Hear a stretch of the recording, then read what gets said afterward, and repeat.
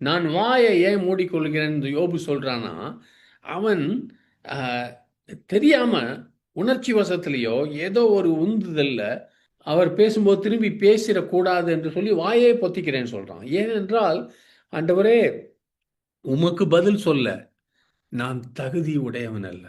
பாருங்க, எதிரி நம்முடைய மனதில் மிகவும் தந்திரமாக கேள்விகளை போடுகிறான். பல சமயங்களிலே, சில சமயங்களில் இந்த கேள்விகள் நம்முடைய பாதகமான சூழ்நிலையினால இருக்கலாம்.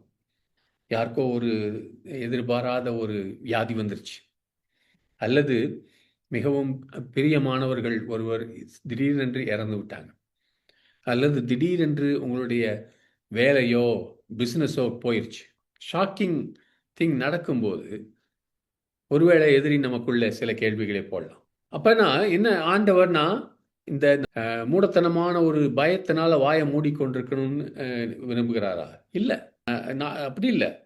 அவர்தான் எனக்கு சுய சித்தம் கொடுத்திருக்கிறார். நான் சுதந்திரமாக யோசிக்கவும், காரியங்களை தேர்ந்தெடுக்கவும், சுதந்திரமான ஒரு இருதயத்தோடு நேசிக்கவோ வெறுக்கவோ இதெல்லாம் எனக்கு சுதந்திரம் கொடுத்திருக்கிறார்.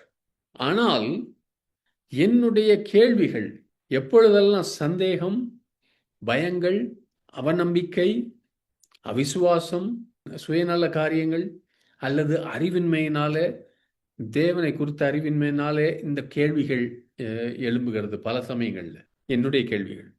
அதே சமயத்தில் தேவனுடைய கேள்விகள் என்னன்னா, இதற்கு மாறாக எனக்குள்ளே நல்ல விசுவாசத்தையும் நம்பிக்கையும் இந்த தேவன் மேலே வைக்கும்படியாக இந்த கேள்விகள் எழும்புகிறது. ஹல்லேலூயா. என் கேள்விகள் அவநம்பிக்கையால் எழும்பும்போது அவருடைய கேள்விகள் எனக்குள்ளே நம்பிக்கை கொண்டு வருகிறது. என் கேள்விகள் பயத்தினாலே எழும்பும்போது அவருடைய கேள்விகள் எனக்குள்ளே விசுவாசத்தை வர்த்திக்க பண்ண வைக்கிறது. ஆமென். அதனால தேவன் தன்னுடைய ராஜரீகத்தை, தன்னுடைய வல்லமையை வெளிப்படுத்தும் போது நான் எப்படி பதில் சொல்வது?